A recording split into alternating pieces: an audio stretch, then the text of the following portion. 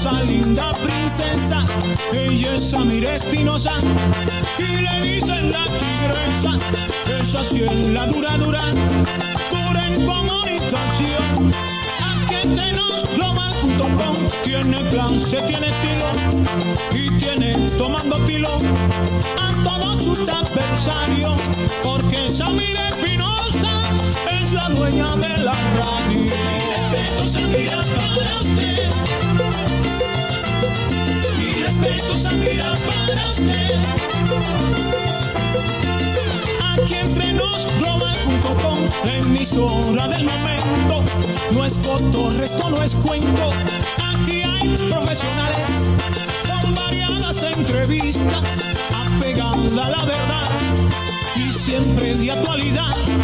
Si se trata de deporte, tenemos buenos cronistas, Jorge Torres y Osvaldo, se han consagrado en la pista. Respeto, Samira, para usted.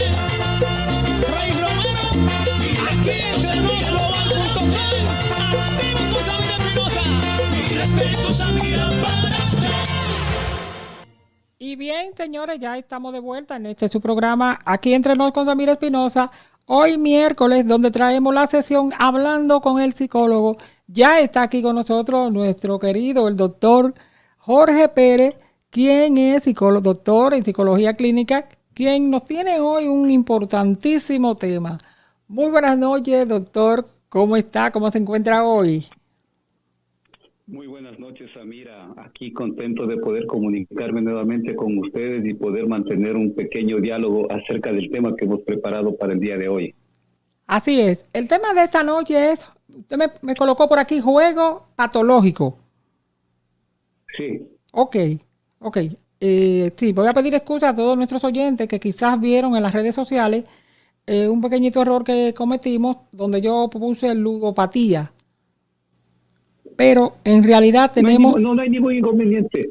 No hay ningún inconveniente que sea ludopatía. O sea, más bien lo que sería el enfoque tal vez es por el término adicción, ¿no? Porque, o sea, se les puede utilizar indistintamente estos términos, sino que el juego patológico es como viene, digamos, tipificado, como se dice el término en los manuales de clasificación internacional.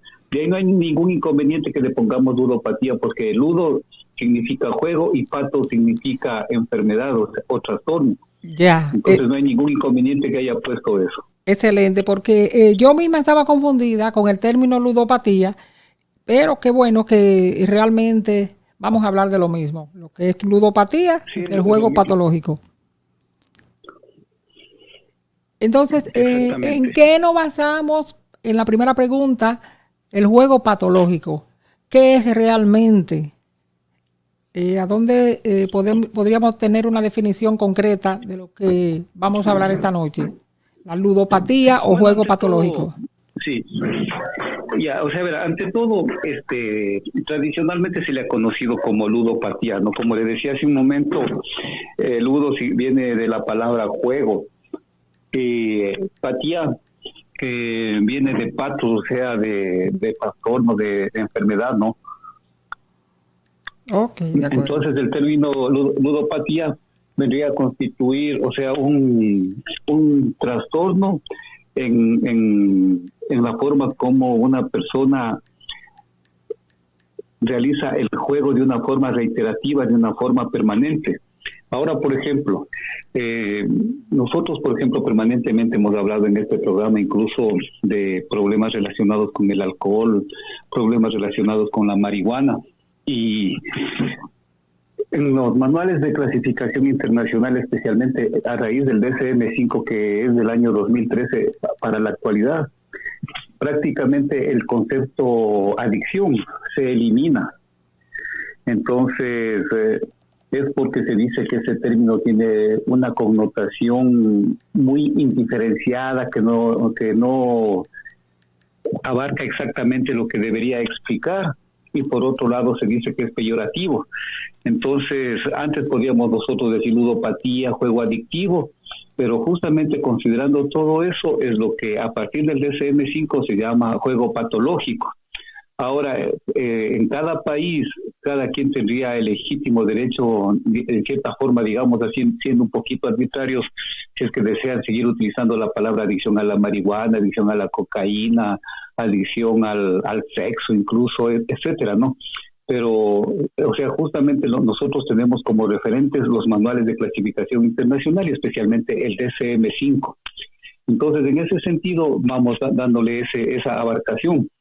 Ahora, es importante que nosotros entendamos que el juego, especialmente los juegos de azar, han sido practicados milenariamente, podemos decir nosotros, pero recién a partir de la década o del siglo XX en adelante y de la década de los 60 específicamente, se empieza a considerar que posiblemente por la forma reiterativa, los hábitos que se modifican, etcétera, etcétera, el juego sería patológico cuando es reiterativo.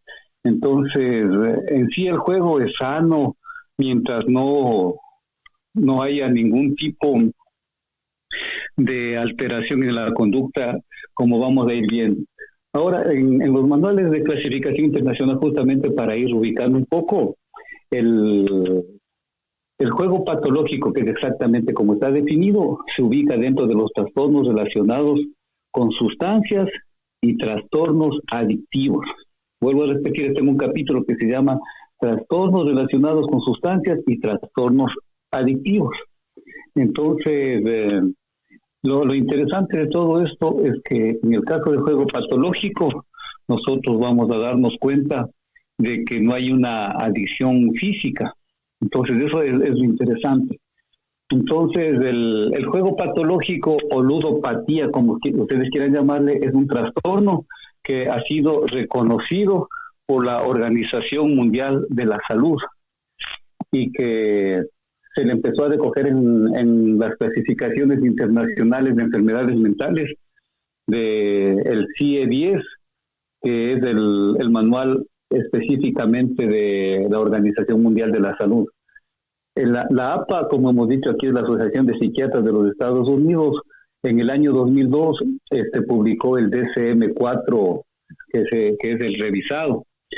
Entonces, en ese año, en el año 2002, en el DSM-4, al juego patológico o ludopatía se le ubicaba incluso en otro tipo de capítulos que se denominaba trastornos del control de los impulsos, no clasificados en otras categorías, y se le describía como una conducta de juego inadaptada, persistente y recurrente, que altera el estilo de vida personal, familiar o profesional de la persona que la padece. Y en el DSM-5 ya no se le incluye a esta psicopatología en ese capítulo que todavía hay en los manuales, que se llama trastorno de control de los impulsos, sino que ahora se le incluye en el capítulo denominado trastornos relacionados con sustancias y trastornos adictivos, con el nombre de juego patológico, ya que se ha logrado demostrar a través de las investigaciones que los comportamientos de juego activan el denominado sistema de recompensa, que actúa de forma similar cuando una persona es dependiente de sustancias psicotrópicas, sea alcohol, marihuana, cocaína. Se alteran exactamente todo el sistema de recompensa y muchos de los neurotransmisores que están presentes ahí, como por ejemplo la dopamina, que ya vamos a conversar un poquito sobre eso. Entonces, en cualquier droga que es consumida en exceso, recuerden ustedes que va a provocar una activación del sistema de recompensa del cerebro, que es el que participa para reforzar comportamientos y los recuerdos. Entonces, cuando una persona empieza a tener este tipo de trastornos, se va a alterar completamente y va a haber una tendencia a tratar de pensar únicamente para las personas que sufren de estas alteraciones, únicamente en el juego, por lo que se alteran e ignoran completamente todas las actividades normales. En este capítulo, que son los trastornos relacionados con sustancias, también se incluye, como les decía, el juego patológico, ¿no? Y hay que resaltar que, como les decía, la palabra adicción no se le utiliza ya en este tipo de diagnósticos, y vamos nosotros siempre a tratar de alguna manera de utilizar el término que nos sugiere, ¿no? Que es hablar de que tiene un trastorno, pero sin dependencia física. Decíamos nosotros que altera el sistema de recompensa. Hemos hablado aquí de un neurotransmisor muy importante que es la dopamina, que es una sustancia química que está más concentrada en lo que se llama el núcleo accumbens. Entonces, esta dopamina se caracteriza porque se produce como un regalo, llamemos nosotros así, que le da su cerebro a la persona cada vez que realiza una actividad que es agradable para ella. Entonces la dopamina puede darse en diversas conductas, en diversos comportamientos, pero vuelvo a repetir, es como un pequeño regalo que le da a su cerebro con la finalidad de que usted momentáneamente se sienta contento, se sienta alegre. Se dice que esta dopamina se le echa, digamos, en la brecha sináptica y queda ahí unos minutitos. Pero como la persona no debe estar, entre comillas, todo el tiempo contenta, todo el tiempo feliz, porque sería maníaca, se reabsorbe esa dopamina para que la persona, una vez que ha sufrido esa estimulación positiva, pueda retomar sus actividades, pueda estudiar, pueda trabajar. Pero justamente para que se produzca una adicción, la persona tiene la tendencia a querer producir una y otra vez dopamina.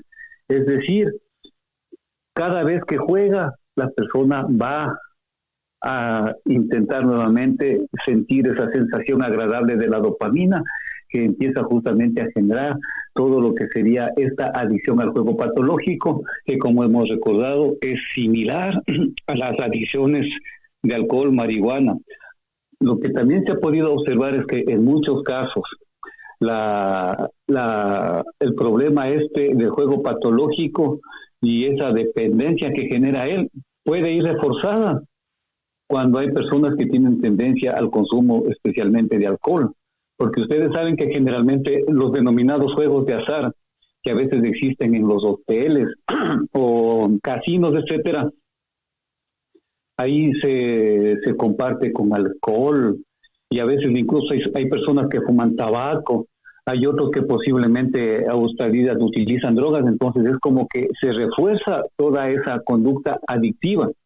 Entonces, como vemos nosotros, va a tener una influencia negativa a nivel del cerebro, es decir, a nivel neuropsicológico, y eso va a afectar cuando la persona quiera tomar decisiones, quiera tener control en sus emociones, incluso afecta en la iniciativa comportamental. Y estos son componentes importantísimos para que la persona pueda ejecutar sus actividades cotidianas, entre comillas, de forma normal. Por eso nosotros hemos utilizado aquí también el término estilo de vida, porque ustedes saben que un estilo de vida en cierta forma se caracteriza por la forma como vivimos, el tipo de actividades que nosotros realizamos, el tipo de comida que nosotros tenemos, el tipo de amistades e incluso el tipo de emociones y sentimientos que tenemos las personas. Entonces eso es el estilo de vida. Cuando una persona empieza a tener algún tipo de trastorno, como en este caso el juego patológico, se va a alterar el estilo de vida, por lo que nosotros, siguiendo a este gran psicoanalista que es Alfred Adler, vamos a decir que se ha producido una alteración o un trastorno en el mismo estilo de vida anterior, porque se ha modificado completamente en la actualidad esas conductas positivas que tenía anteriormente. Entonces, aquí, por ejemplo, nosotros vamos viendo, como decíamos, que hay un cambio de estilo de vida, por lo que van apareciendo hábitos negativos. Entonces, ¿qué es lo que es un hábito? En la ciencia de la salud mental se denomina como un hábito a cualquier conducta que se repite de manera regular y reiterativa. Algunos hábitos, cuando son negativos, pueden llevar a afectar justamente los procesos mentales superiores. es decir, el pensamiento, la conciencia, la voluntad, la inteligencia, y esto va a repercutir a nivel biológico, social y psicológico, que es la denominada, llamemos, tríada unitaria del ser humano, y afecta en las relaciones familiares, con sus amistades, a nivel social y a nivel laboral. Entonces, este hábito del juego, que entre comillas pudo haber sido en alguna ocasión ocasional, se va a ir convirtiendo en una conducta patológica. Entonces, nosotros estamos reconociendo el juego patológico o ludopatía, que es un trastorno. Esto implica que nosotros debemos aceptar que es un problema grave, porque va a generar dependencia en la persona. Otra vez la comparación con el alcohol o con la marihuana, porque ustedes saben que para que una persona empiece a ser dependiente de algún tipo de sustancia, cuando usted le quita la sustancia de la cual depende la persona que está sufriendo de ella, se va a presentar el síndrome de la abstinencia. Esa es una característica súper importante, y la abstinencia se caracteriza porque la persona se pone tensa, se pone irritable, se pone agresiva, se pone violenta, y al mismo tiempo la persona se va volviendo tolerante. O sea, y la tolerancia, nosotros hemos dicho cuando hablamos del consumo del alcohol o de la marihuana, que es como que el cuerpo se hace resistente y cada vez necesita de mayor cantidad de sustancia para poder conseguir los efectos anteriores. Esto en el caso del alcohol, del tabaquismo, marihuana, etcétera, pero en el caso de esta dependencia, que no es física sino psicológica, se produce a nivel mental. El juego patológico o ludopatía nos crea justamente la necesidad de que, desde el punto de vista de la salud mental, si nosotros aceptamos que es una psicopatología, debería estar incluido en los programas de prevención, para que las personas no caigan en este tipo de patología, tratamientos similares a las conductas de drogodependencia. Desde que la Organización Mundial de la Salud le diagnosticó, le tipificó como juego patológico, ya no se les ve a las personas que tienen este problema de la ludopatía o juego patológico como personas que tienen un vicio, sino que ahora se les ve como personas con un problema psicológico y que necesariamente necesitan ser tratadas por un personal capacitado de la salud mental, que puede ser un equipo multidisciplinario con psicólogos, psiquiatras, a veces hasta con trabajadora social, etcétera.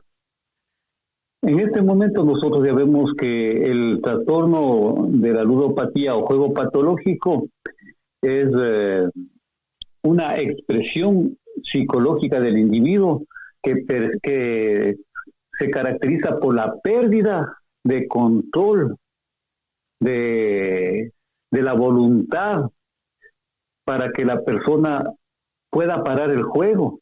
Y generalmente son personas que apuestan. Eso es lo terrible, porque generalmente son personas que apuestan.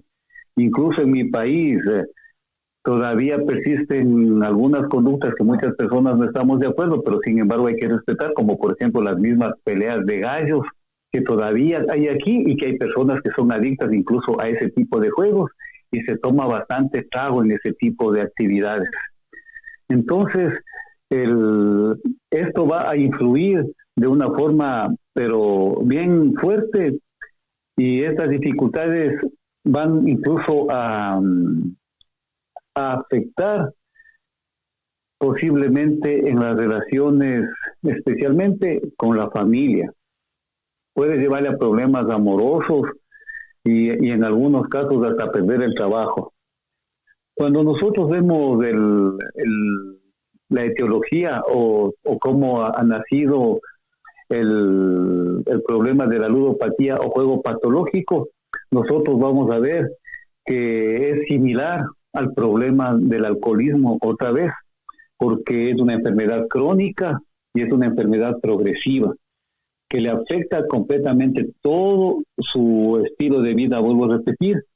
Y la persona que actúan de esta manera van a ir generando mayor dependencia y van a perder el control se pueden llegar hasta perder sus propiedades. O sea, esto es lo terrible.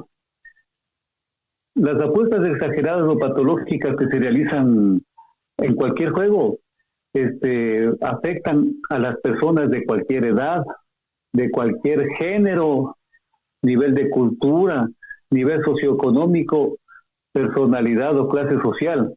Hay que resaltar que, como todos los trastornos de dependencia, siempre las más afectadas y que tienen mayor riesgo, para desarrollar el mayor riesgo, incluso para este tipo de enfermedades adictivas, hay más riesgo en las personas que provienen de familias donde se consume mucho alcohol, marihuana o psicofármacos. Entonces, siempre tomar en cuenta que hay mayor riesgo en las personas que vienen de ese tipo de familias.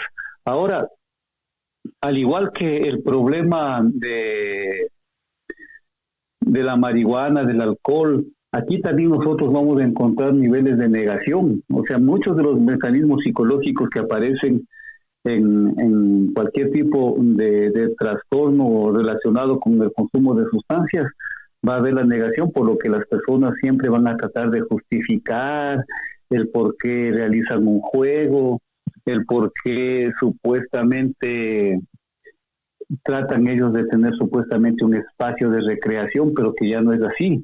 Por eso es que incluso nosotros nos damos cuenta que las personas que tienen este trastorno en el juego patológico se hacen mentirosas, se hacen manipuladoras, se hacen chantajistas con la finalidad de ir obteniendo incluso a veces hasta apoyo económico en base de mentiras, en base de engaños, para poder ejecutar su patología en este caso.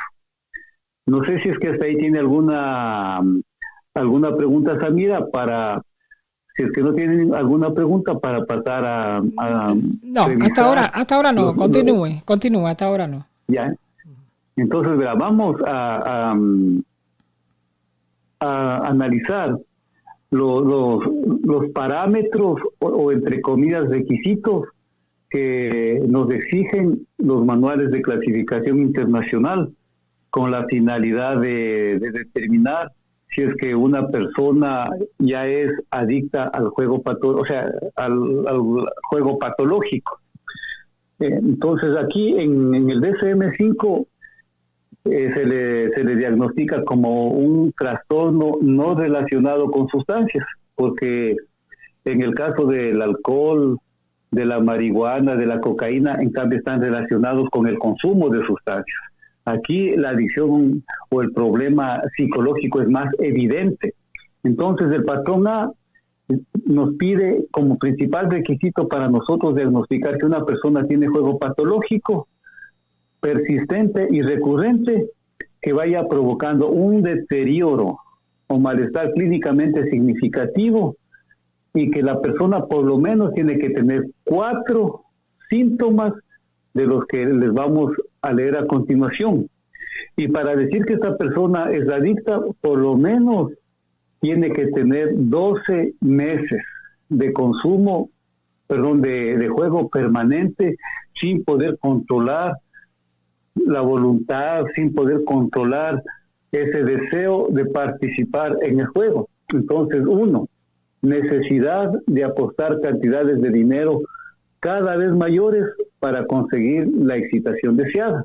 Vuelvo a repetir, necesidad de apostar cantidades de dinero cada vez mayores para conseguir la excitación deseada.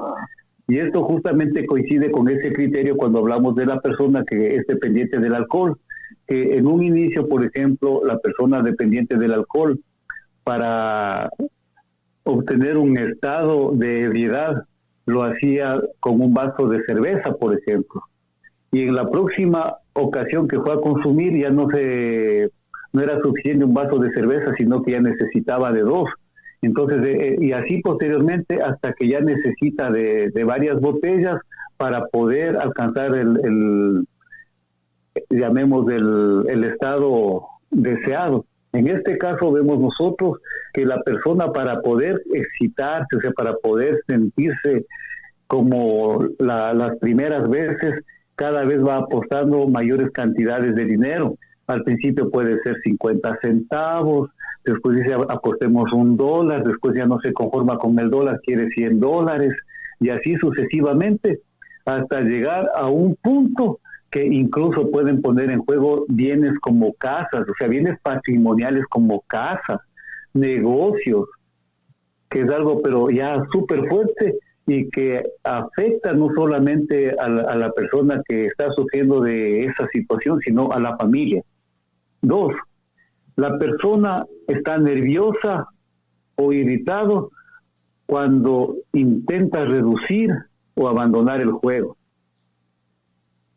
Es decir, la persona ya tiene este problema de dependencia y por eso justamente se va a presentar este síndrome de la abstinencia que le pone nervioso, que le pone molesto, y si es que está en la casa y a lo mejor en la familia, ya saben que él tiene este tipo de dependencia y tratan de detenerle, busca cualquier pretexto para pelear, busca cualquier pretexto para salir de la casa y para poder ir a ejecutar este tipo de conducta patológica.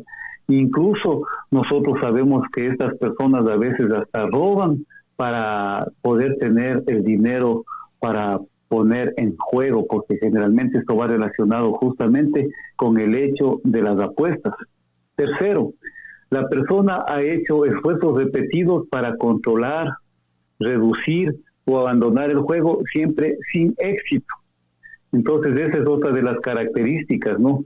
Que en este momento la persona ya no puede controlarse a sí misma, no puede controlar llamemos si cabe el término, este proceso de producción de la dopamina, no puede controlar su nivel de ansiedad, y por más buena voluntad que tenga para intentar dejar este juego patológico, no lo va a poder hacer, por lo que ya se requiere la ayuda de los profesionales de la salud mental.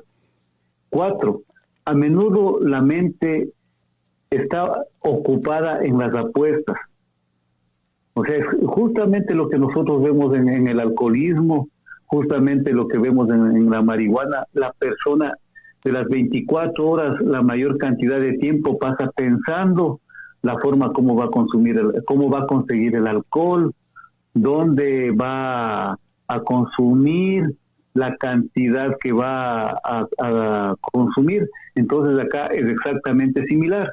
Entonces la persona tiene la mente ocupada en las apuestas, reviviendo continuamente en su imaginación experiencias de apuestas pasadas, condicionando o planificando su próxima apuesta, pensando en las diversas formas que puede conseguir el dinero para apostar. Entonces siempre está pensando y lógicamente cuando ya no tiene dinero empiezan a buscar la forma de estafar, la forma de robar, la forma de engañar. En algunos, especialmente en los adolescentes, incluso se dice que está íntimamente relacionado con delitos juveniles. 5, a menudo la persona apuesta cuando se siente con desasosiego. Es decir, la persona se siente desamparada, tiene sentimiento de culpa, ansiedad y depresión. Entonces, este punto 5 es interesante, ¿no? Porque cuando la persona se siente desamparada, se siente culpable, con ansiedad, con depresión, intenta justamente llenar ese vacío sintiendo esa sensación pasajera y momentánea, entre comillas, que le dé el juego patológico. Y justamente es el equivalente que se dice cuando una persona es dependiente del alcohol, que especialmente es un periodo entre 10 y 15 minutos que la persona necesita consumir el alcohol y solo se tranquiliza cuando consume el primer trago, que es el que desencadena el consumo del resto. Pero lo interesante justamente en todo este tipo de cosas que estamos hablando es porque por el hecho, como decíamos hace un momento, que en el momento en que cuando juega patológicamente, la persona empieza a producir la dopamina. Y al producir la dopamina, momentáneamente se siente contenta, momentáneamente se siente feliz, pero justamente como la dopamina tiene pocos instantes de permanencia en el cerebro, necesita nuevamente jugar para engañarse a sí mismo, si cabe el término, y una vez que ha terminado el juego y posiblemente haya perdido o incluso ganado, al día siguiente o los días posteriores va a volver a entrar en este ciclo. 6.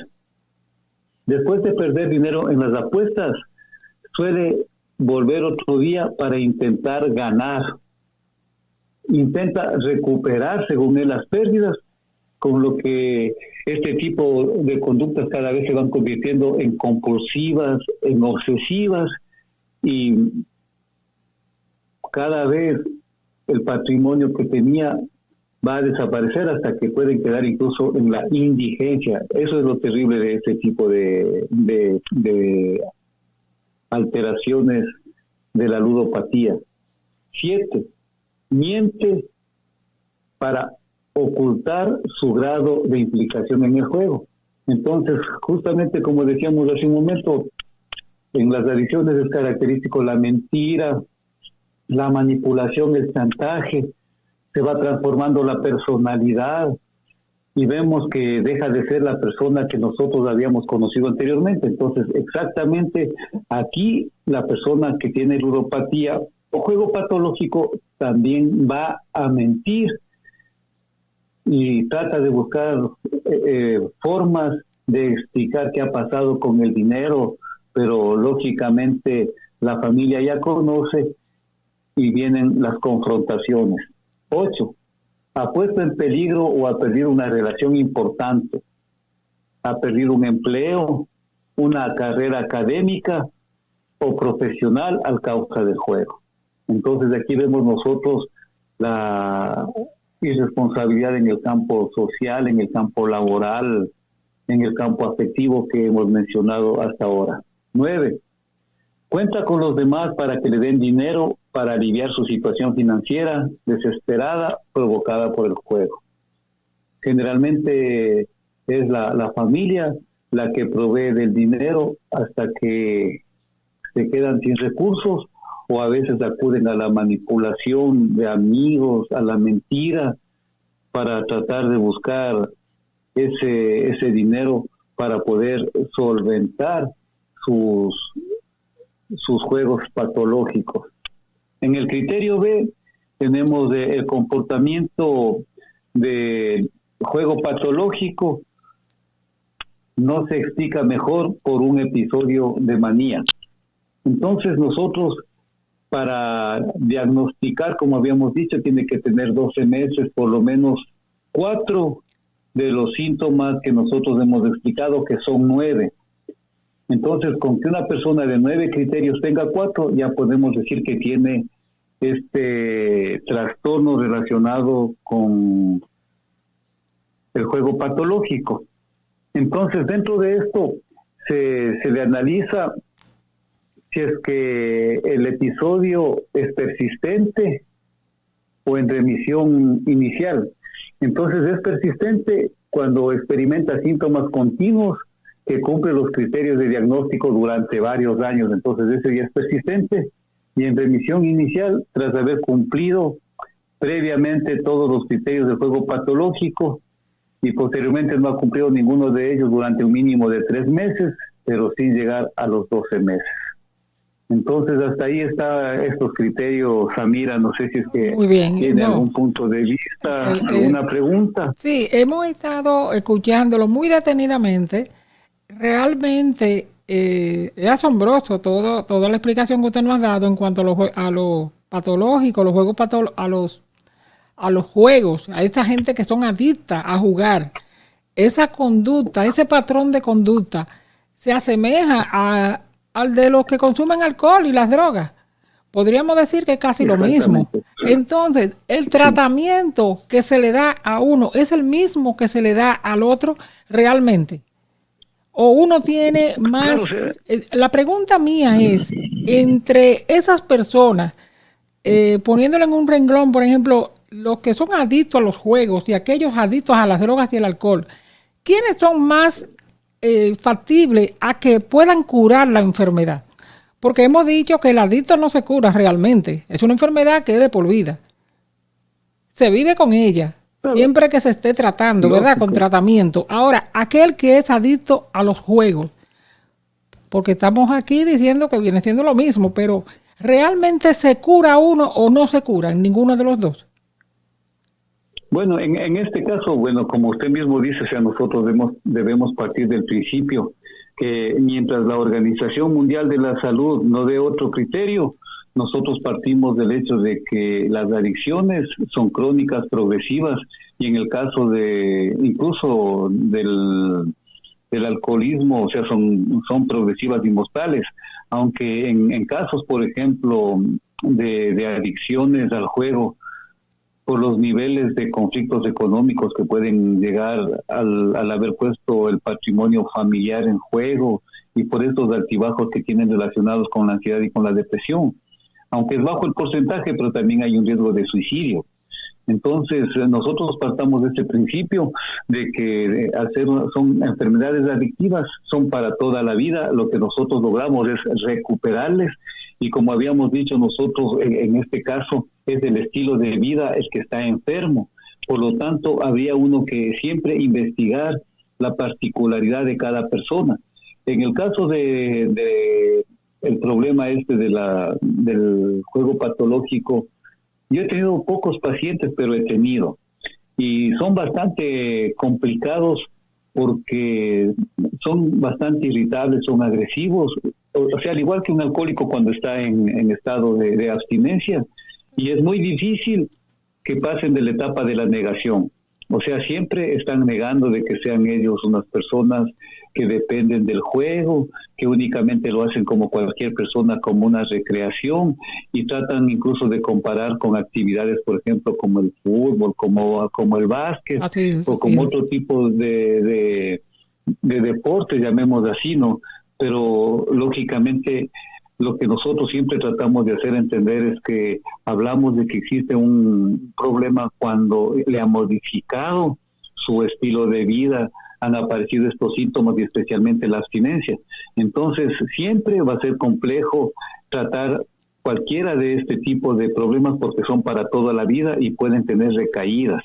Entonces, es exactamente lo mismo que existe para el caso de los alcohólicos y de las personas que tienen a este tipo de dependencias de sustancias psicotrópicas, el problema de la dependencia del juego. Y en muchos casos, como les decía a ustedes, se refuerzan. Y este refuerzo justamente es el que le hace sentir momentáneamente contento, momentáneamente feliz. Yo, por ejemplo, conozco en el lugar donde yo vivo, hay un grupo de personas que tienen un nombre medio especial, que se reúnen. Entonces, ese grupo que se reúnen ahí son los que supuestamente han tenido problemas de orden familiar y son, como decirlos, entre comillas, los abandonados, tienen un título ahí, ¿no? Y estas personas regularmente se reúnen a tomar trago y fuman tabaco y juegan naipes.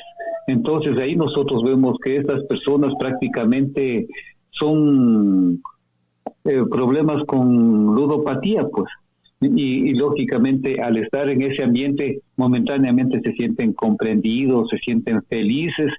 El problema es cuando ya termina el juego e incluso el alcohol, en ese momento empiezan a tener ya los síntomas de la abstinencia, que para calmar tienen que por lo menos regresar a continuar con este tipo de juego. Entonces es bien complicado, mi querida Samira. Sí, porque nos ponemos a analizar, una cosa va con la otra. El alcohol y las drogas va con los juegos. En muchos casos, sí. En muchos casos, pero no siempre, no siempre. Claro, en muchos casos. Y también, por ejemplo, con la violencia. Si nos ponemos a analizar la violencia doméstica, también vamos a poner que la podemos relacionar, que viene produciéndose producto de una, vamos a suponer, de los casos de las personas que son adictas a los juegos, que cuando no consiguen ese dinero para jugar, entonces hay una violencia en la casa, ya le da golpe a la mujer porque si tú no me puedes conseguir ese dinero. Es decir, que hay una cosa que se van relacionando, tienen las mismas características, podríamos decir, porque el adicto a los juegos también tiene toda la particularidad del adicto a las drogas y el alcohol. Si no consigue el dinero, si no lo tiene, también es capaz de robar y de caerle a golpe al que cree que tiene dinero para que también te satisfazca en ese deseo de que tú necesitas ese dinero porque vas a jugar. Es como cuando necesitas el dinero porque vas a comprar la droga. Hay una relación. A mí me llegó el último paciente que yo tuve, o sea, eso lo digo, he tenido pacientes, pero es poco, ¿no? Ajá. Pero hay pacientes con esto. Mira, yo le comento que colaboro con un grupo de alcohólicos anónimos de aquí, del cantón donde yo vivo. Y bueno, se supone que es exclusivamente de alcohólicos, pero por lo que en esta ciudad no hay un grupo de narcóticos anónimos, llegan personas que tienen problemas de adicción a la cocaína. Los programas son similares, ¿no? Pero cada uno tiene su particularidad. Y en nuestro medio, por ejemplo, no hay clínicas para tratar adicción al juego, o sea, en el lugar donde yo estoy. Entonces, la persona que llegó a mi consultorio era una persona de aproximadamente unos 53 años y él era casado con 2 hijas.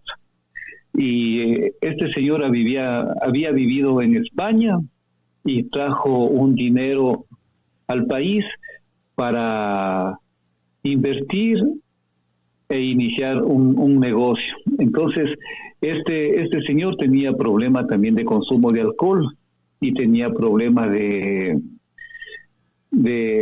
ludopatía o de adicción al juego patológico. Entonces, yo, por ejemplo, le hacía el tratamiento individual en el consultorio, pero yo justamente le expliqué que él tenía, entre comillas, podríamos decir, una doble adicción, entre comillas, utilizando la palabra adicción, que como les decía, no se utiliza mucho en la actualidad, sino dependencias. Uh-huh.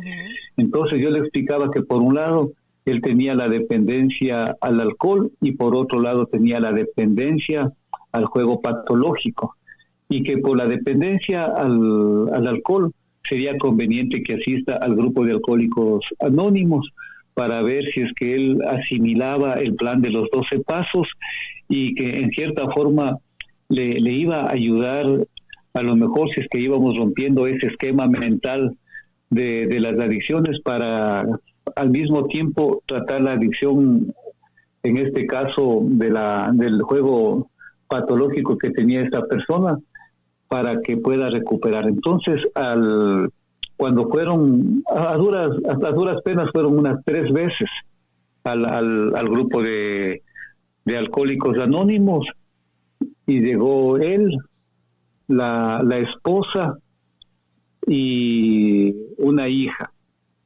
Entonces justamente ahí la señora desesperada contaba, agresión física no había habido, porque la señora también se paraba duro.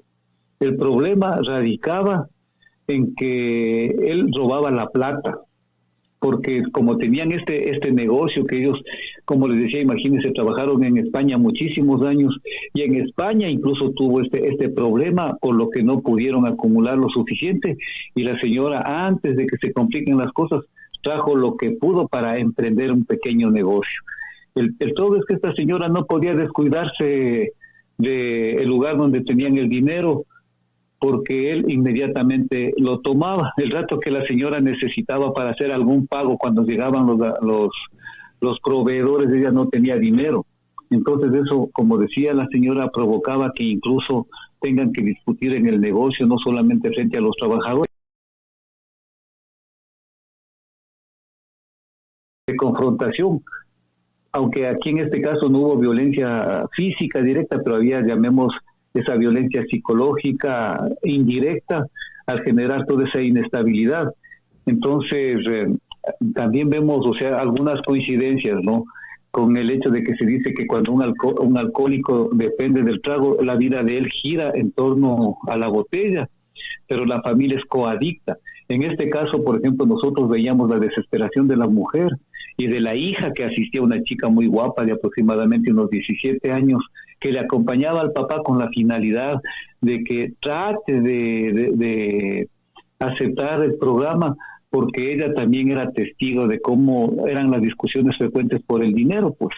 Entonces habían trabajado tantos años, regresan acá a nuestro país y ni siquiera tenían para comprarse una casa.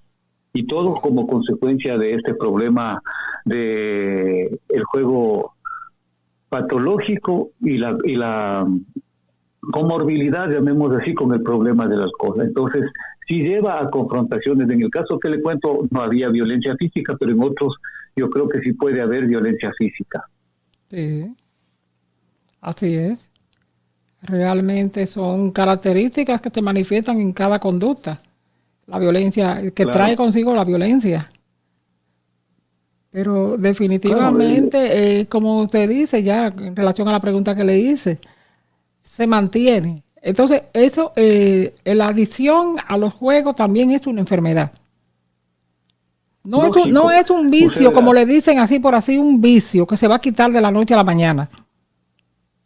Esto siempre consideremos nosotros que no es un vicio, porque cuando nosotros hablamos de un vicio es como que hablaríamos de un hábito inadecuado.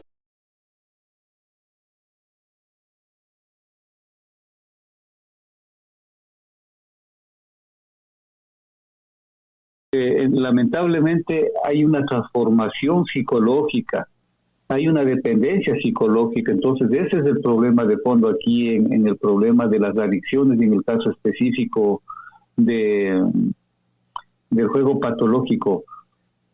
No podemos considerar nosotros un vicio, porque justamente ese tipo de conducta que, como decíamos, es crónica, progresiva, le ha modificado completamente los hábitos, le ha modificado completamente las costumbres y le ha alterado de forma general el estilo de vida. Entonces necesita ser visto de otra manera. Como les decía, desde que la Organización Mundial de la Salud lo tipificó como un trastorno, ya no puede ser visto como un vicio, sino necesariamente que tiene que ser visto como una enfermedad, y por lo tanto tiene que ser abordado por los profesionales que sean especialistas en este tipo de casos. Yo en la literatura científica que nos habla sobre los problemas del juego patológico, lo que sí he podido, pero en la literatura, no en mi vida práctica profesional, yo he leído que hay personas que por medio de juego patológico incluso a veces llegan a relacionarse hasta con personas que podemos decir están hasta incluidas en estos juegos mafiosos, a veces y quedan hipotecados realmente a este tipo de personas por el famoso juego patológico. Entonces esto es mucho más allá de un simple vicio, porque un vicio está relacionado con un mal hábito, pero este no es un mal hábito. Hay cambios químicos en el cerebro y eso es justamente lo que le provoca esta conducta y la abstinencia, como hemos dicho, Samira. Así es. Sí, porque yo conozco de personas que son adictos a los juegos, que en determinado momento, cuando no tienen ese dinero, porque ya está llegando el día de que tienen que hacer la apuesta o jugar la lotería, ya sea la banca de los juegos de deporte, y hay un sinnúmero de juegos que ellos, es una cosa que es increíble. Si ellos no tienen ese dinero, andan llamando cuando no hacen lo indebido de robar o matar o pelear en la casa, pero andan buscando ese dinero como locos. Es una cosa que tienen como si ellos estuvieran adictos, no digo yo adictos, como si estuvieran en el momento con la droga adentro, buscando el dinero que necesitan para la apuesta de los juegos, porque es para apostar. Entonces, claro, aparte de las apuestas, también juegan, pero vamos al punto. Es que yo lo he visto que cambian de conducta, es que se transforman. se transforman. Y yo recuerdo que yo le dije a una persona, pero ¿y si tú no juegas te vas a poner loco? Eso es como una comida para ti. No, que esos números van a salir. Ellos están seguros. Ellos afirman que esos números sí van a salir. O sea, no pueden dejar de jugar porque van a salir. Pero mentira, no salen nada. Es la costumbre ya, esa adicción que tienen de que tienen que jugar semana tras semana. Semana tras semana. Y en eso gastan un dineral que el día que se sacan, muchas veces se sacan y ya han gastado en tanto tiempo que han jugado más de lo que se han sacado. Casi siempre así. Pero es que se transforman. Su personalidad es otra. Verás, mira, es que, o sea, verá, por ejemplo, si es que uno analiza más ampliamente, yo al hablar del juego patológico más me he referido a los adultos, pero el juego patológico estamos viendo todos los días con las nuevas tecnologías que han surgido. Por ejemplo, nosotros ahora tenemos una computadora, ahora tenemos un celular, y las características de los iPhones, celulares, etcétera, etcétera, es porque vienen con juegos, pues. Así entonces, si usted se pone a analizar la conducta que tienen muchos niños, muchos adolescentes, que de igual manera pasan mucho tiempo, más del que ellos inicialmente planificaron jugar, si es que les dio permiso la mamá.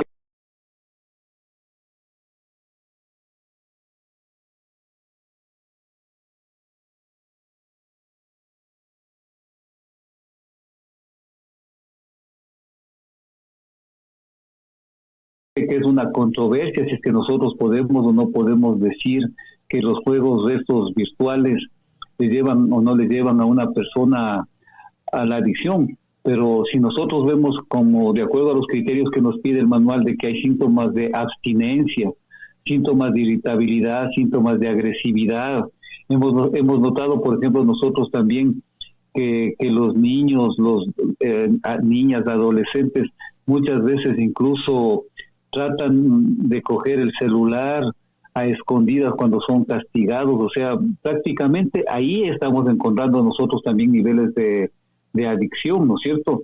Entonces, ahí se han tenido bastantes pacientes yo que se vienen a quejar por lo que los chicos pasan mucho tiempo en los denominados juegos electrónicos. Entonces, esa también es otra patología que para que no se nos escape, ¿no? Sino que yo más me he centrado en lo de los adultos. Sí. Entonces, eso es, Samir, hay que tomar eso también en cuenta, el tiempo que transcurren los niños en estos juegos electrónicos. Sí. Cuando yo era incluso adolescente, yo recuerdo que habían compañeros que nosotros sabíamos que engañaban a los padres muchas veces, diciendo que necesitaban dinero para alguna actividad del colegio, para comprar, qué sé yo, algún tipo de cuaderno, etcétera, etcétera, y total, el dinero era para irnos a los juegos electrónicos, y se pasaba muchísimo tiempo, y como nosotros sabemos, eso alteraba, que uno tranquilamente se podía pasar toda una tarde en los juegos electrónicos, y cuando uno se quedaba sin dinero para poder comprar, uno se sentía completamente como vacío, desesperado, y se había olvidado de que uno es estudiante, se había olvidado que uno tiene que ir a hacer tareas escolares. Ahora la diferencia es que como ha pasado el tiempo, estamos desde el año 2000 especialmente, que es esa revolución de las tecnologías, ahora tenemos los celulares, y eso es lo que no nos damos cuenta, que la nueva niñera que es el celular o la computadora, con tal de que no nos molesten nuestros hijos, les cogemos y les damos, y pasan horas de horas en los juegos, y después nos preguntamos que por qué se vuelven irritables y se vuelven agresivos. Pues. Entonces, eso le iba a decir, que hay un cambio, eso mismo le iba a decir. Claro, entonces eso también hay que considerar, si no te vuelvo a repetir, yo más me había centrado en los adultos, ¿no? Pero en los niños también se observa eso bastante, Samira. Sí, claro, hoy en día sí, con este avance tecnológico, con el uso de la tecnología moderna, ellos cambian de conducta totalmente, estoy de acuerdo. Por eso es que siempre insistimos en que los niños que están todavía bajo el yugo de los padres, diría yo, vamos a ponerlo así, que todavía no se nos hayan salido de las manos, quiero decir. Por eso es que es bueno la supervisión del tiempo de que van a estar los muchachos dentro de un sistema de computadora, porque es que Eso es lo que está pasando, que el muchacho entra después que llega de la escuela a las 3 de la tarde, son las 8 de la noche y todavía está el muchacho en la computadora y dan las 10, que ven, que te tiene que bañar, que te tiene que acostar, pero si usted es su mamá y usted es su papá, usted tiene que tener control sobre ese muchacho, qué está haciendo en una computadora de 3 de la tarde hasta las 10 de la noche. Es demasiado. Y de ahí viene, como usted está diciendo, ese cambio de conducta, esa agresividad. Cuando el papá quiere hablarle sobre algo, tiene que gritarle, tiene que hablarle mal, tiene que faltarle respeto. Y es esa adicción que tienen, eso se compara también con los juegos adictivos. Eso es una adicción, claro, también. O sea, entonces ahí estamos viendo el síndrome de la abstinencia. Exactamente. Yo tengo ahorita un paciente, es un chico que tiene 12 años.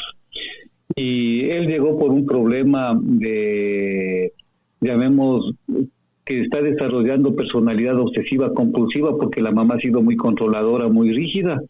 Entonces este pobre muchacho tiene pesadillas de que le va mal en los exámenes, o sea, por lo obsesionado que está. Pero dentro de eso también salió, dentro de lo que analizábamos a través de las pruebas psicológicas y del diálogo con el muchacho y la mamá, que él tiene un juego en el celular en el que dispara algo de eso, y este chico que tiene 12 años también tiene pesadillas relacionadas con estos juegos. Entonces la señora dice que muchas veces acude a la habitación de él porque le escucha gritando, mamá, mamá, mamá, y ella le va a ver y está dormido. Entonces, lógico, ahí son un montón de cosas que están, ¿no? Y posiblemente este problema del juego también, o sea, puede ser algo adicional. Por eso le digo, o sea, sí influye en la conducta total de los niños. Y en este caso, o sea, sí hay el riesgo de que caigan en una adicción, en una dependencia, ¿no? Para este tipo de juegos electrónicos. De ahí, por ejemplo, yo siempre converso con los padres de familia que entre computadora, televisor y los denominados iPhones, máximo al día deberían tener 1 hora y media a 2 horas, exagerando, sabiendo que ahora justamente por las tecnologías que tienen que hacer deberes en estos medios electrónicos, se debe ser un poco más flexible, pero tampoco se les puede permitir tanto porque eso justamente está generando un exceso de producción de neurotransmisores como la dopamina, incluso que les hace cada vez más dependientes y les va modificando la conducta y les genera confrontaciones permanentes. Entonces, eso también es importante que consideremos. En el caso de los niños, más bien el problema relacionado con la familia y relacionado con el rendimiento escolar. En cambio, los adultos está más relacionado con los juegos de azar. Así es, exactamente. Hay una relación y está realmente en cuanto a los muchachos, muchas veces está de parte de los padres el saber cómo controlar esa situación. Si usted quiere que se vaya más allá de lo debido, donde usted no pueda tener ningún manejo sobre ese muchacho, porque ya después que usted dejó que el muchacho se le salga de las manos, que ya pasó de cierta edad, ya no va a poder hacer lo que usted diga. Por lo menos, si está en el tiempo donde todavía usted puede manejarlo, tiene que considerar esa situación, porque es difícil. Ya después que se pasó, es muy difícil que el muchacho vuelva para atrás. Claro.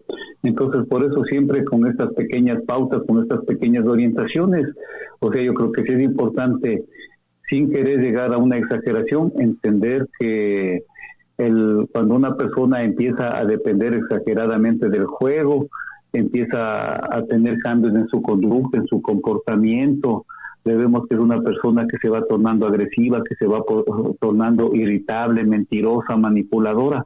Ya estamos hablando de una dependencia, de un trastorno de juego patológico que lógicamente va a afectar la estabilidad individual y la estabilidad familiar. Entonces, eso es importante que la gente comprenda, que aunque hayamos entendido eso y que no es un vicioso, porque da la impresión de que el vicioso es algo o el vicio es algo que se puede de alguna manera uno controlar más fácilmente. pero las adicciones lamentablemente son mucho más complejas y más aún en este caso, como hemos dicho, que son crónicas, progresivas, es decir, van incrementándose con el tiempo y exactamente como habíamos dicho, las apuestas en un inicio fueron de $1, después son de $3, $4, hasta llegar a poner en juego verdaderos patrimonios, y en el caso de los niños también que pasan un exceso de horas en el celular, provocando irritabilidad, agresividad, cambios en su conducta, en su comportamiento y confrontaciones innecesarias con sus padres. Entonces, si es que eso hemos entendido, yo creo que es bastante. Sí, aquí tengo a nuestra amiga María Peña de San Cristóbal, que siempre nos sintoniza. Gracias por la sintonía. Y me dice que casualmente ella quería hacerle una pregunta, a ver qué usted le dice con relación a su hija, porque ella no es en el asunto de la computadora, ella dice en cuanto al celular. Ella realmente le tiene un celular porque tienen distintos horarios. Cuando ella sale de su trabajo, ya la hija ha salido, la niña lo que tiene son 12 años. Y ella, para poder controlarla, más o menos ya está llegando, ya llegaste, usted sabe, en el trayecto de la escuela a la casa, pues ella le puso un celular. Pero ¿qué pasa? Que ella abusa. Ella dice, yo pienso que se me ha salido de las manos, como usted dice, porque cuando le quito el celular, ella se pone renuente, pero ella quiere seguir en la casa con el celular todo el tiempo. Yo le quiero quitar el celular, y si logro quitárselo, porque es si logro quitárselo, entonces toda la tarde ella no hace nada, se pone rebelde, no me hace caso. Por eso es que digo que se me salió de las manos. En ese caso, ¿qué se hace cuando es un muchacho de 12 años? Esa es una. Entonces, en cuanto a la otra, es que ella a veces, cuando no logra quitarle el celular, pues lo que hace es que apaga el wifi de la casa para que no tenga wifi. Y ahí es que la muchacha se pone más malcriada. El rendimiento escolar de ella es malo en la escuela. ¿Cómo usted considera a mi hija? Bueno, yo creo que estuvimos hablando en cuanto a eso. ¿Verdad, doctor? Sí, estuvimos hablando porque tiene una edad de 12 años. Bueno, adelante usted con su... Justamente en la actualidad se habla mucho incluso de que hay adicción a las redes sociales, o sea, y va relacionado justamente, o sea, no es juego patológico, pero son adicciones a las redes sociales. Exacto. Justamente, otra vez regresamos que justamente se caracteriza porque se produce este exceso de dopamina, las endorfinas que le hace sentir momentáneamente feliz a la persona mientras está concentrada, en este caso, en ese instrumento que es el celular, ¿no es cierto? Entonces, verá, yo incluso en algún momento creo que topé así brevemente, en el caso del mismo celular, emite la denominada luz azul, una luz azul que nosotros no vemos y que entra por la pupila de nuestros ojos y llega a los denominados núcleos supraquiasmáticos, que están, llamemos, más o menos como quien dice, a la altura de las cejas, pero a nivel interno del cerebro. A nivel interno del cerebro se dice que hay 2 núcleos supraquiasmáticos encima de cada ojo, llamemos así, ¿no? O a la altura más o menos de ahí, pero siempre en el interior del cerebro. Y dice que son aproximadamente unas 20,000 neuronas. Imagínense, siendo 20,000 neuronas en cada lado, pero el poder que tienen. Entonces se dice que esta luz azul ingresa por el ojo y llega a estos centros que son los denominados supraquiasmáticos, que están íntimamente conectados con lo que se conoce con el nombre de los ritmos circadianos. Entonces los ritmos circadianos son los que han permitido, desde que yo estaba en el vientre de mi madre, que mi organismo se vaya adaptando progresivamente. En el caso de nosotros, que estamos en el hemisferio sur, nosotros estamos en la zona tórrida, una partecita está en el hemisferio norte y una partecita en el hemisferio sur. Nosotros tenemos días de 12 horas de día, 12 horas de noche. En otros países, por ejemplo, en los países europeos, tienen meses de oscuridad, meses de luz, pero en el caso nuestro nosotros tenemos acceso ventajosamente a tener 12 horas de luz y 12 horas, llamemos, de oscuridad. Entonces, los núcleos supraquiasmáticos quiere decir que nuestro organismo se va adaptando a estos ritmos naturales de movimiento, de rotación, de traslación. Al mismo tiempo, estos ritmos circadianos significa que mi organismo se va adaptando a determinadas horas alimenticias. Por ejemplo, puede ser 7 de la mañana, 12 del día o 1 de la tarde, y en la noche 6, 7, 8 de la noche. Entonces, el principal estímulo o factor que altera estos denominados ritmos circadianos tiene que ver con la luz. En este caso, si nosotros nos sometemos exageradamente a algún tipo de luz, como en este caso al mismo celular, esta luz ingresa, vuelvo a repetir, a nuestro cerebro y va modificando hasta los ritmos del sueño, se alteran los ritmos del sueño. Por otro lado, la persona al día siguiente de haber utilizado el celular va a tener problemas de atención, problemas de concentración, problemas de memoria para ejecutar nuevos tipos de trabajo. Incluso, como les decía, al estar relacionados con la alimentación, se dice que puede incluso estar provocando alteraciones a nivel del peso, pudiendo llegar a niveles de alteración de la conducta alimentaria. Entonces, eso por un lado. Y por otro lado, como la persona está sintiendo un placer, está sintiéndose agradable cada vez que consume este instrumento denominado celular, está produciendo abundantemente las sustancias que hemos mencionado, como la dopamina, etcétera, etcétera, y eso es lo que ya ha generado las bases para que tenga una dependencia del celular. Y posiblemente esa niña, por un lado, va desarrollando una conducta un poquito más pasiva y no va desarrollando tanto una conducta activa. Entonces, en este caso, yo creo que lo fundamental sería tratar, por un lado, de empezar a conversar con la niña, tratar de darle una explicación basada en lo que es la ciencia, para ir tratando de disminuir, o sea, llegando a algunos acuerdos con ella, para que, por ejemplo, si ella utiliza unas 4 horas al día, por ejemplo, de celular, vamos sistemáticamente disminuyendo por lo menos una media hora o 1 hora. Pero ¿qué hacemos durante esa media hora, esa hora que hemos negociado, para tratar de que los niveles de ansiedad que se van a generar en la niña, o sea, disminuyen? Entonces, ahí deberíamos tratar de buscar algún tipo de alternativa.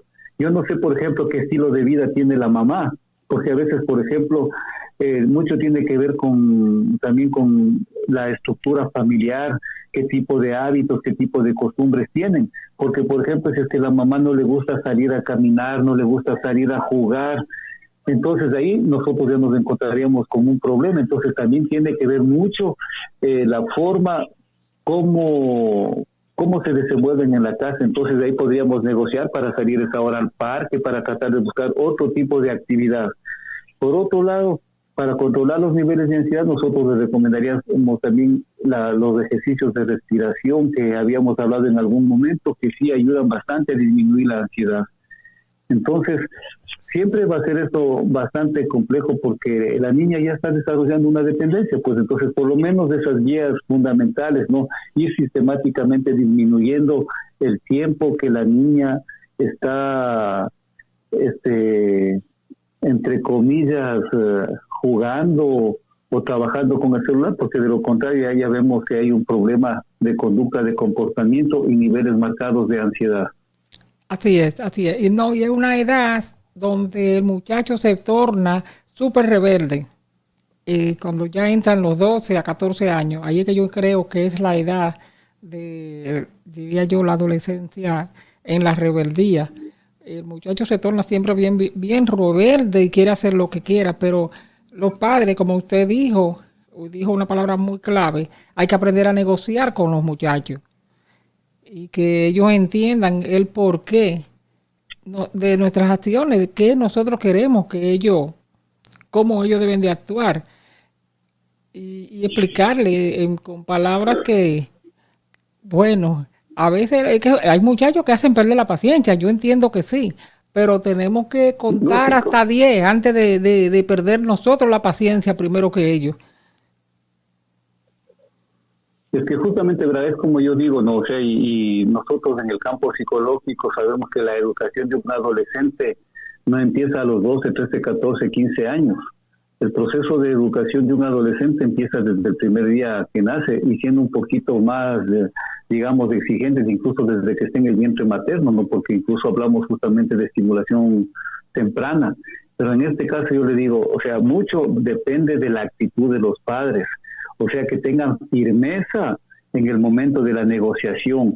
Por ejemplo, si es que, verá, yo por ejemplo veo, hay padres que les amenazan a los hijos con castigarles. Le dicen, verás, si es que no dejas ese celular, te voy a castigar. Están que amenazan, hasta que llega un momento en que ese tipo de amenazas pierden la efectividad de corregir el comportamiento. Entonces, si es que usted, en este caso la señora madre de familia, quiere modificar una conducta en su hija, converse, negocie con ella, y si es que en realidad no se llega a cumplir ese acuerdo, entonces simplemente vamos a buscar una conducta orientadora. En este caso, a lo mejor tenemos que sancionar con 24 horas, 48 horas. O sea, por ejemplo, desde el punto de vista psicológico se dice que si usted ha tomado la decisión de, entre comillas, castigar, que no sea que no exceda de las 72 horas, es decir, de los 3 días, porque para un niño 2 días, 3 días es bastante, pero tampoco dejarse convencer por los adultos del niño, o porque nos causa pena, porque nos causa tristeza, y dice, no, ya voy a cambiar, ya voy a dejar de ser así. Entonces uno que ya había tomado la decisión firme de darle ese castigo de 2 días, 3 días, cede. En ese momento fuimos manipulados y en ese momento sigue perdiendo efectividad el tipo de cambio que nosotros queremos ejercer. Entonces, aquí una de las cosas que nosotros pedimos es firmeza.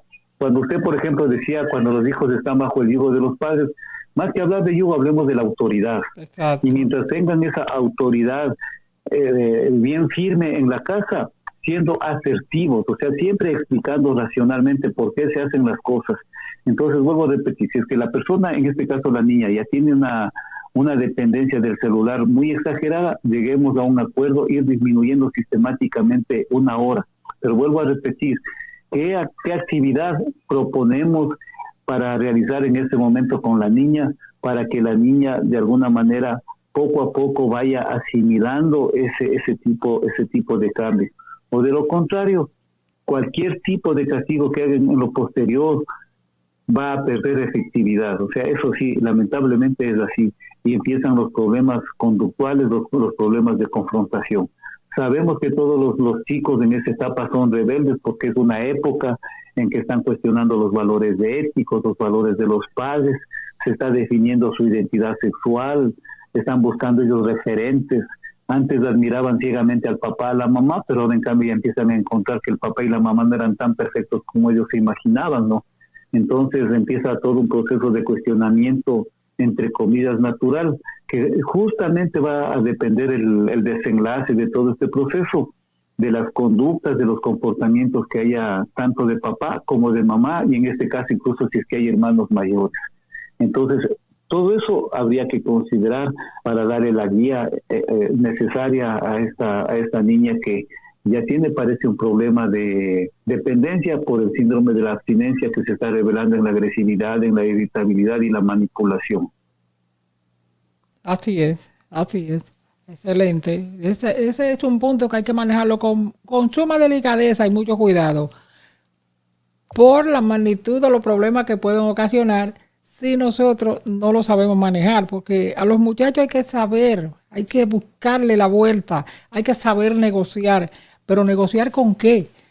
Yo te ofrezco esto a cambio de, es decir, que el muchacho entienda el por qué uno le está ofreciendo tal cosa, porque es un tiempo que es oro, un tiempo donde tú tienes que aprovechar para hacer otra cosa, ya sea tus compromisos escolares, un compromiso en la casa, en el hogar, tú sabes, y ponerle pauta, horario, porque todo se rige por horario.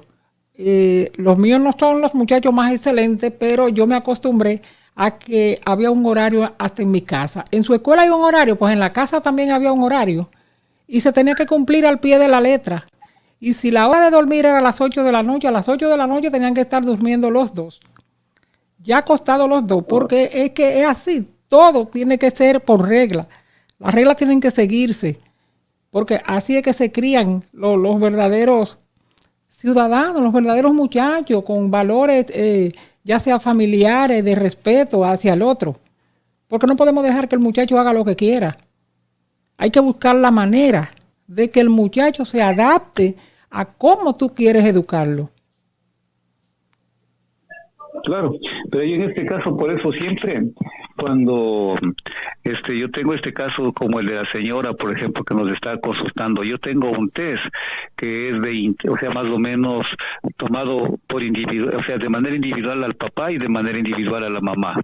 Y por ejemplo, yo les pregunto para ver qué tanto le conocen al hijo, porque a veces es increíble que el papá o la mamá no le conocen al hijo. Ahora yo, por ejemplo, también por otro lado le digo, o sea, mira, no sé hasta qué punto sea conveniente ofrecer algo a cambio de, o sea, si me comprendes, o sea, si es que vos haces tal cosa, te voy a dar esto. O sea, es medio complicado eso, ¿no? O sea, especialmente cuando uno ofrece cosas materiales. Sí, pero yo no me refiero a cosas materiales, yo me refiero a obligaciones. Obligaciones, que es muy distinto a que si yo te voy a dar la cena que a ti te gusta, eso no, porque uno está poniendo ahí el muchacho más engreído de la cuenta. Son deberes, otros compromisos que tú tienes que hacer para entonces tú ganarte que yo te ponga otra vez en el celular, pero una hora antes de entonces, o después de. Por eso en este caso, yo le digo, por ejemplo, si es que usted fuera mi paciente, yo le tomaría una prueba en la que yo le diría, por ejemplo, ¿qué tipo de intereses tiene su hijo? Por ejemplo, ¿qué es lo que más le gusta? En orden, por ejemplo, juguetes, actividades deportivas, recreativas, y ahí, por ejemplo, saber si es que usted conoce cuáles son los gustos que tiene. Por ejemplo, ¿cuál fue la última actividad que usted realizó con su hijo o con su hija? ¿Qué tipo de actividad es la que realizó? Exacto. Se pregunta si es que usted, por ejemplo, ofrece, entre comillas, recompensas a su hijo o a su hija para obtener un cambio deseado. Por ejemplo, se dice, si es que usted utiliza la violencia como último recurso, o a lo mejor utiliza la violencia. ¿Qué formas de control utiliza sobre sus hijos? Y también a veces, por ejemplo, en mi caso, yo también pregunto a los niños que me digan 3 rasgos sobresalientes del papá, por ejemplo. ¿Qué es lo que más les agrada del papá? ¿Qué es lo que más les agrada de la mamá? ¿Qué es lo que tienen de negativo papá? ¿Qué es lo que de negativo que tiene mamá? Y generalmente nosotros vemos también que hay padres de familia que son impulsivos, que permanentemente pierden la calma, gritan, maltratan, y después les viene el sentimiento de culpa, el remordimiento de haberle tratado mal al hijito o a la hijita, y es como que viene una fase de anulación del castigo que ellos hicieron anteriormente, porque nuevamente les consienten. ¿Sí me comprenden? Entonces, sí, hay una serie de conductas que uno debería analizarse, sino que eso ya es estando, llamemos vis a vis o frente a frente, para poder orientar específicamente. En este caso, por ejemplo, nosotros deberíamos saber exactamente cómo es el comportamiento de la mamá de la niña que nos está diciendo, el comportamiento del papá, pero vuelvo a repetir, en líneas generales, nosotros podríamos tratar de llegar a acuerdos poco a poco para ir disminuyendo y que la niña aprenda lo que es la tolerancia, la frustración, que llegue a entender que ella no puede tener todo lo que quiera en el momento, discúlpeme, que le da la gana. O sea, eso es así, porque eso le hace daño a la niña que se haya vuelto una chica caprichosa. Sí. Yo incluso les he contado una historia del famoso Principito, que era hijo de un mandarín. No sé, usted sabe que en la China, lo que en Occidente llamamos reyes, allá le llaman el mandarín, o sea, la máxima autoridad. Sí. Entonces, más o menos la historia que yo les oriento es en el sentido de que cuando un padre de familia a veces tiene económicamente para satisfacer los deseos, los caprichos del hijo, no tiene límites. Entonces, si es que el mandarín le pedía al papá que le regale un iPhone, inmediatamente tenía el iPhone. Si es que el mandarincito chiquito, el principito, quería que le regalen un caballito pony, ahí está tu caballito pony. Entonces el niño siempre tiene demandas y nunca hay límites. Pero un día al mandarincito se le ocurrió que quería que el papá le regale la luna. Entonces en ese momento el papá, por más dinero que tenía, por más anhelos de satisfacer los deseos de su hijo, él no le podía bajar la luna. Entonces el niño empezó a ponerse triste, famélico, irritable, agresivo, y parecía que ya se iba muriendo. En reunión de ancianos cogieron y se inventaron que había que hacerle una bola similar a la luna y le entregaron al niño en la mañana la luna, y ese niño inmediatamente se puso contento, se puso feliz. Pero en la noche otra vez estaba la luna en el cielo y otra vez el niño cayó. ¿Sí me comprende? Sí. Entonces justamente la idea es esa, ¿no? De que este tipo de conductas se van forjando porque nosotros muchas veces no les ponemos límites desde un inicio. Entonces en este momento hay que reeducar, y en este caso, si es que la niña tiene una dependencia al celular, hay que utilizar esa metodología, trabajando con la abstinencia, llegando a negociaciones, y todos ponerse de acuerdo para no dejarse manipular. O sea, todos tienen que pensar en este momento igual, para que cuando se pone una regla, la niña puede darse contra el piso, que nosotros le dejamos ahí que se dé contra el piso hasta que aprenda a entender. O sea, yo hablo de una forma metafórica, ¿no? O sea, sin llegar a esos niveles extremos, desde luego, pero es una metáfora. Sí, claro, así debe de ser. Pero bien, señores, los oyentes notarán que hemos saltado de un tema a otro, pero en realidad estamos hablando de lo mismo. Lo único que en distinto, sí, ¿verdad que sí? En distinta, diría yo, distinto, el mismo tema, pero como distinto, en distintas situaciones, ya sea las drogas, el alcohol, los juegos y el comportamiento de los niños o adolescentes. Es que discúlpeme, es que lo que pasa es que nosotros primero diagnosticamos qué tipo de adicción tiene, y en ese momento, o sea, de alguna manera, cuando estamos hablando del tipo de comportamiento, de ejemplos que estamos dando, es la terapia que estamos tratando nosotros de aplicar a una niña que tiene una adicción en este momento al celular.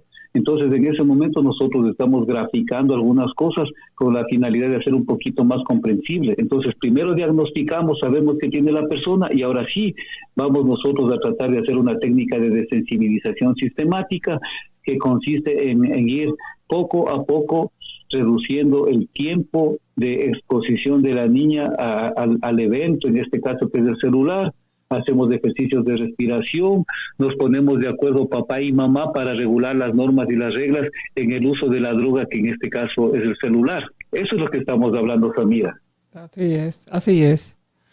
Pero esperamos que los oyentes hayan entendido, creo que sí, porque la verdad son temas bastante importantes relacionados en uno solo, pero que necesitan de la orientación, necesitan de la ayuda del psicólogo, porque como hemos dicho, señores, tratar un problema, tratar una conducta no es asunto de loco, es asunto de que usted realmente no es loco y necesita la ayuda necesaria para poder manejar ciertas situaciones en la conducta del individuo.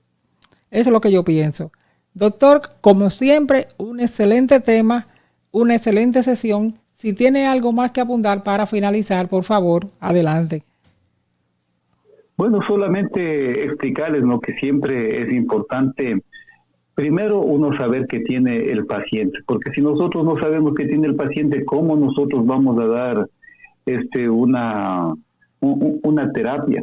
Entonces, en el caso de las personas que tienen adicciones a las cartas o a los juegos, ya hemos explicado todos los cambios que se dan. En el caso de los niños, como hemos manifestado, siempre es importante entender ante todo la conducta de papá, de mamá y del entorno familiar que le está rodeando. hemos manifestado que para todo lo que son tendencias a tener la dependencia de algún tipo de sustancia, ya sea como psicotrópicos o dependencia de celulares, de redes sociales o del juego patológico, también sí es importante entender si es que en la casa, por ejemplo, hay tendencia a dependencias de alcohol, tendencias de tabaco u otro tipo de sustancias, porque todo eso favorece un conjunto de conductas de los niños que están en ese proceso de desarrollo.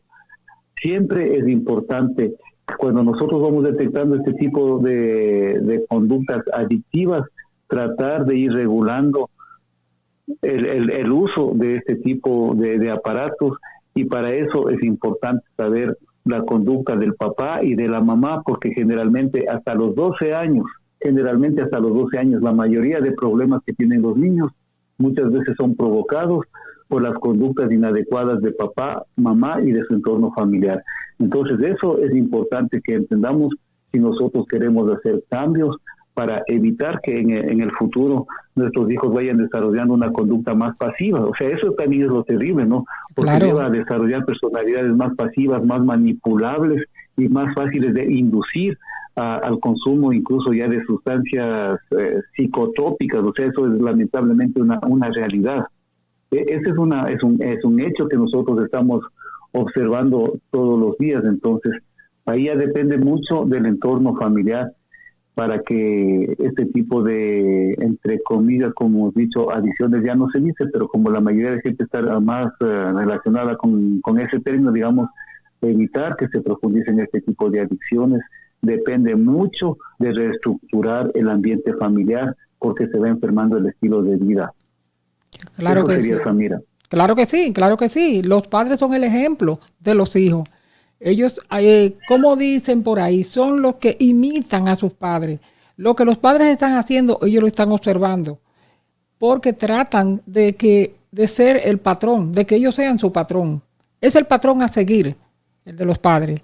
Si ellos ven que sus padres siempre tienen cerveza en su casa, es lo primero que ven todos los fines de semana, cerveza y cerveza, pues es lo que ellos están aprendiendo, a que un día van a tomar cerveza. Si ven que la mamá fuma, eso es lo que están aprendiendo, a que un día ellos también van a fumar. Es decir, que tenemos que ver hasta dónde vamos a llegar en la educación de nuestros hijos, porque ellos siempre van a imitar lo que nosotros estamos haciendo. Lamentablemente, nos guste o no nos guste, es muy importante.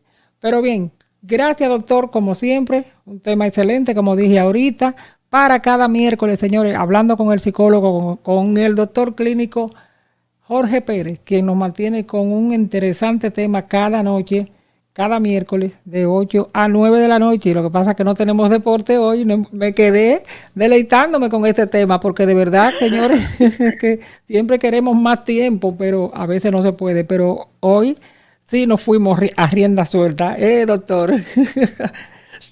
Bueno, listo, en todo caso, ya sabe, estamos para tratar de aportar un poco en beneficio de la salud mental, porque lo más sagrado que tiene un ser humano es la salud mental, y si es que no entendemos eso, justamente estamos prácticamente condenándonos a tener no solamente problemas de nuestra salud integral, sino hasta en las acciones que estamos emprendiendo a futuro.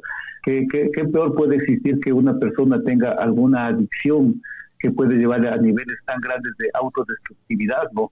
Entonces es bien fuerte todo este problema de las dependencias, este tipo de dependencias a los juegos electrónicos, a los celulares, a las redes sociales. A nivel mundial ya existen especialistas y centros de rehabilitación para personas que dependen mucho de los celulares o de los juegos electrónicos. Eso sí existe, Samira, por si acaso, a pesar de que es bien controversial, pero ya existe eso. Sí, claro.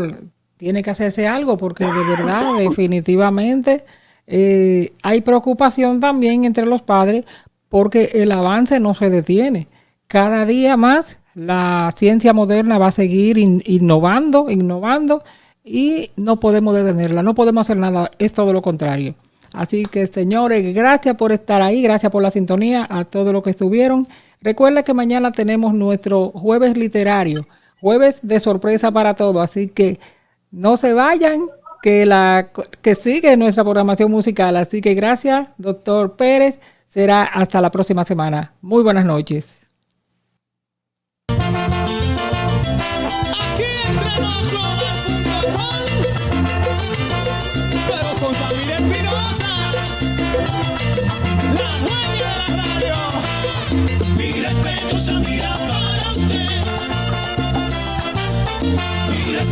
Mira para usted. Aquí le vengo a inspirar a esa linda princesa. Ella es Samira Espinosa y le dicen la tigresa. Esa sí es la dura, dura en comunicación. Aquí entre nos global.com tiene clase, tiene estilo y tiene tomando pilo a todos sus adversarios, porque Samira Espinosa es la dueña de la radio. Mi respeto, Samira, para usted. Mi respeto, Samira, para usted. Aquí entre nos global.com, la emisora del momento. No es cotorreo, esto no es cuento. Aquí hay profesionales con variadas entrevistas, apegada a la verdad y siempre de actualidad. Si se trata de deporte, tenemos buenos cronistas con Héctor y Osvaldo, se han consagrado en la pista. Respeto, Samira, para usted.